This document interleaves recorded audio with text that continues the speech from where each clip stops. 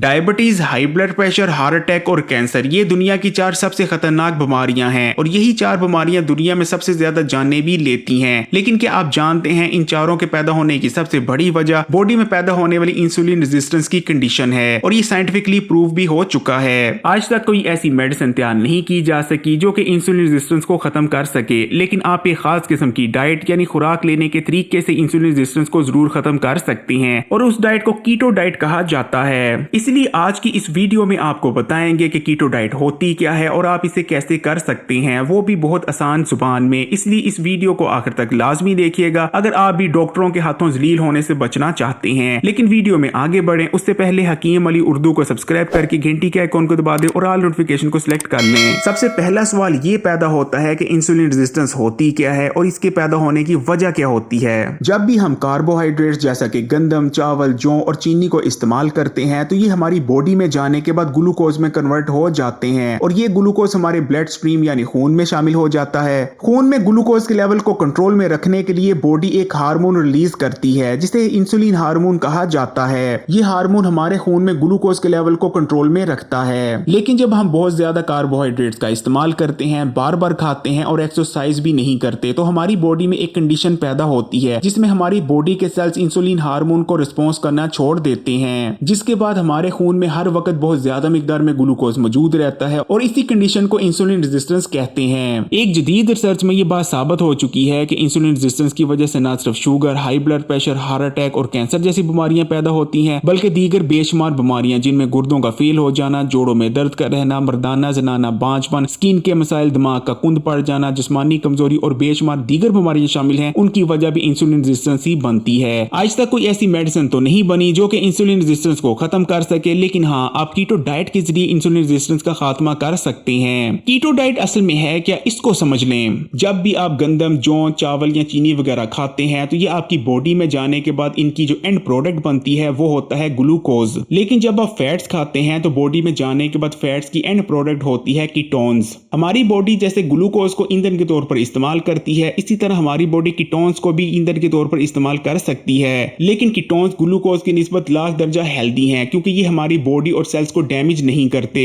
और कीटोन से ही keto diet निकली है। कीटो डाइट के दौरान कार्बोहाइड्रेट जैसे कि गंदम, चावल, जौ, सफेद चीनी, सॉफ्ट ड्रिंक्स, बेकरी की अशिया, इन तमाम चीजों का इस्तेमाल छोड़ना पड़ता है। कीटो डाइट के दौरान आपकी खुराक में 70% फैट्स, 20% प्रोटीन जबकि 10% ही कार्बोहाइड्रेट शामिल होते हैं। तो कीटो डाइट के दौरान आप किन चीजों को खा सकते हैं और किन चीजों का इस्तेमाल आपको मुकम्मल तौर पर तर्क करना पड़ेगा। सबसे पहले उन चीजों की बात कर लेते हैं जिनका इस्तेमाल आपने मुकम्मल तौर पर छोड़ देना है। कीटो डाइट के दौरान आपने ऐसी तमाम चीजों का इस्तेमाल मुकम्मल तौर पर छोड़ देना है जो कि कार्बोहाइड्रेट से भरपूर होती हैं। इनमें गंदम, जौ, चावल, बेकरी वगैरह की अशिया और सॉफ्ट ड्रिंक्स वगैरह शामिल हैं। इनका इस्तेमाल आपने बिल्कुल नहीं करना। हमारे घरों में खाना पकाने के लिए जो वेजिटेबल कुकिंग ऑयल इस्तेमाल किए जाते हैं, कीटो डाइट में आप उनका इस्तेमाल तो कर सकते हैं लेकिन उनका इस्तेमाल रिकमेंडेड नहीं। रिकमेंडेड यही है कि आप कीटो डाइट के दौरान या तो जैतून का तेल इस्तेमाल करें या कोकोनट ऑयल या फिर आप देसी घी भी इस्तेमाल कर सकते हैं। अगर प्रोटीन की बात करें तो कीटो डाइट के दौरान आप हर किस्म का गोश्त इस्तेमाल कर सकते हैं। आप बड़ा, छोटा, मुर्गी और मछली यानी हर किस्म का गोश्त इस्तेमाल किया जा सकता है। अंडों को इस्तेमाल किया जा सकता है क्योंकि अंडे बुनियादी तौर पर गुड फैट्स और प्रोटीन से भरपूर होते हैं और कीटो डाइट के लिए ये बहुत ही ज्यादा आइडियल माने जाते हैं। अक्सर लोगों के जहन में ये गलतफहमी पाई जाती है कि कीटो डाइट के दौरान आप ब्रायलर मुर्गी का इस्तेमाल नहीं कर सकते, जबकि आप हर किस्म की मुर्गी का इस्तेमाल कर सकते हैं, चाहे फिर वो देसी हो या ब्रायलर हो। दालें इस्तेमाल की जा सकती हैं क्योंकि दालें प्रोटीन और फाइबर से भरपूर होती हैं। कीटो डाइट के दौरान सब्जियों, खासकर हरे पत्तों वाली सब्जियों का इस्तेमाल बेइंतहा जरूरी होता है क्योंकि इनसे आपको विटामिन और फाइबर हासिल होता है। लेकिन कुछ सब्जियां ऐसी भी हैं जिनको आप कीटो डाइट के दौरान हरगिज इस्तेमाल नहीं कर सकते, जिनमें आलू, हलवा, कद्दू और दीगर सब्जियां शामिल हैं जिनकी लिस्ट आपको आपकी स्क्रीन पर नजर आ रही है। अक्सर लोगों के जहन में यह गलतफहमी होती है कि शायद कीटो डाइट के दौरान आपने सब्जियों को इस्तेमाल नहीं करना, जो कि सरासर गलत है। जबकि कुछ सब्जियां ऐसी हैं जिनको कीटो डाइट के दौरान आपने लाजमी इस्तेमाल करना है क्योंकि उन्हीं से आपको विटामिन और फाइबर हासिल होगा।